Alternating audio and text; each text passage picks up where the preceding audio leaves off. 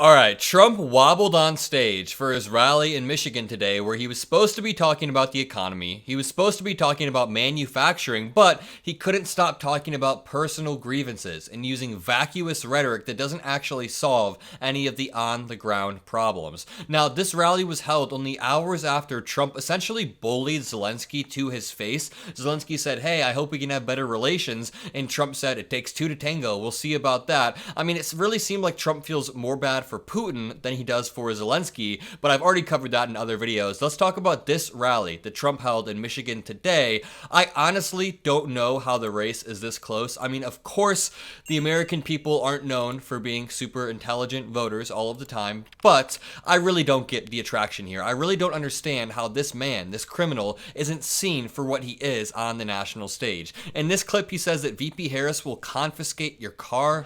If Kamala wins, she will take your cars, take your money, take your guns. She wants to confiscate all guns, you know that. She just changed. She's gonna steal your car. She's gonna break into your house and steal your guns, steal your ovens, like Trump says. She's gonna make sure both of your grandparents are trans. I don't even know what these lies are anymore. Trump is constantly fear-mongering. That is the only tactic he has. He can never build anything from the ground up or build a constructive policy. It's all about how can I make people scared of immigrants eating pets or scared of election fraud, scared of something. This is Trump's response to Hurricane Helene, currently raging throughout the U.S. He says, quote, "You'll be okay," after dozens of deaths have already been reported. Alabama and all of the other states who have been really hit hard by that very large hurricane. That was that big one, a very large hurricane this week. We're with you all the way, and if we were there, we'd be helping you. And he said the same thing before COVID. We're with you all the way, and then he wasn't. Also, he just sounds weak today. He sounds old. And by the way, the Kamala HQ account fact-checked this by saying Project 2025 proposes eliminating aid for families and businesses rebuilding after storms.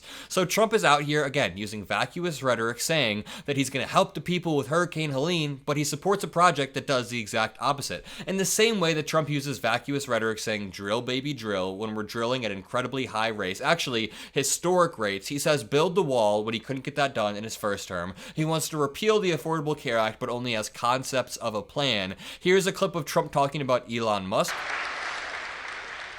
And you know what I'm going to let Elon do? Unless you people disagree, I'm going to get Elon, and he's great at this.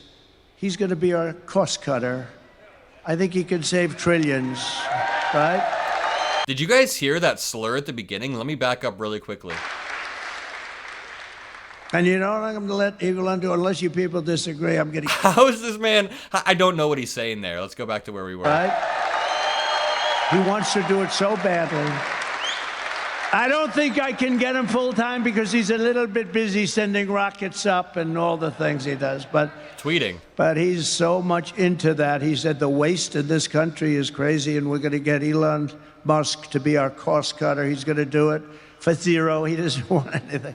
But he wants to see this country be great, and he'll do it. And having his endorsement is a great endorsement. There's so many absurd things about this. Number one, Elon Musk isn't busy boosting rockets into space. He's busy boosting Russian disinformation on Twitter, tweeting all day, hundreds of times every single day. Also, Trump wants to use the model of Twitter where Elon came in and slashed the workforce by 70% to extrapolate that onto the broader government and say that he wants to slash 70% of federal jobs. That is how you absolutely destroy America and turn us into Hungary, especially when the next step is Donald Trump filling these positions with loyalists. And thirdly, Trump has floated the idea of creating something called the Department of Government Efficiency for Elon Musk. And that acronym, Department of Government Efficiency, is DOGE, which is named after Dogecoin, the cryptocurrency, the tiny little cryptocurrency that Elon Musk is obsessed with. He was tweeting about it a bunch through 2022 and 2023. He said he was going to send some to Mars. He's pumped and dumped it multiple times, which means that he gets the price really high and then pulls out of the crypto coin.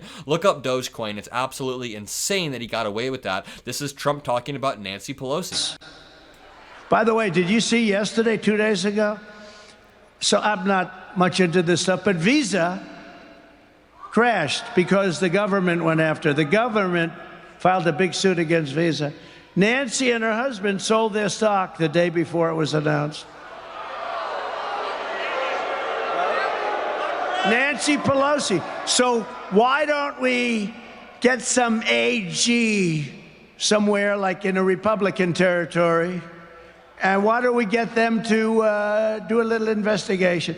He literally just called for weaponizing a Republican AG, and he has done this time and time again, trying to weaponize attorney generals, trying to weaponize the judicial system for his benefit. Shout out to Lori in the replies who fact-checked him. Number one, Visa didn't crash. They always like to call 3% dips, 5%, 10% dips crashes. That is not what a crash is. Like a few months ago, the S&P 500 corrected by 2.5%, and Trump tried to call it the Kamala crash. Number two, Nancy Pelosi's husband, not Nancy Pelosi, sold stocks weeks before the DOJ investigation. It was actually a little bit over a month. And three, Trump is a pathological, lying narcissist who doesn't belong anywhere near the White House. And she quotes Mark Jacob, quote, "I am disgusted by the moral depravity of Donald Trump, but I'm even more disgusted by the Republican politicians who know how awful Trump is, but support him anyway. They're selling out their country to feed their greed and ego." And that line right there reminds me of somebody like Lindsey Graham. Somebody like J.D. Vance. J.D. Vance is the perfect example of somebody who should know better. We know that Lindsey Graham knows better. Here's Trump slurring really, really hard, wrapping up his speech with some heavy slurring. We will make America strong again. We will make America proud again. We will make America safe again. We will make America free again. And we will make America great again. Thank you very much, Michigan. God bless you. These speeches are getting increasingly unhinged, and I don't use that word lightly, but now that you've watched that clip, and now that you've seen this quote about Republican politicians selling their soul out, you can put two and two together and see Mike Johnson selling out his soul, saying that Trump is not unhinged. He's steady.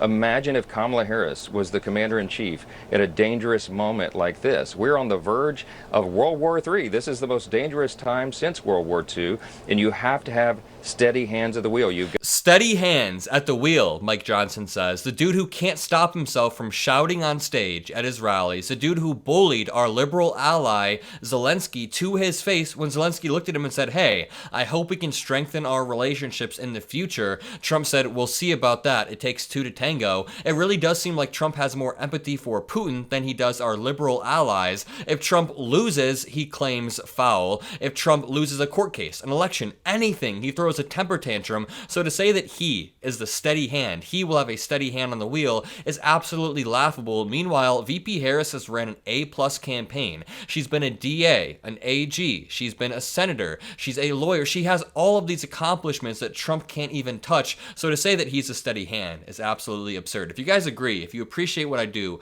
drop a like, drop some blue hearts, hit that subscribe button so you can join this beautiful community. Have a great rest of your day, and I'll see you in the next video. Peace out.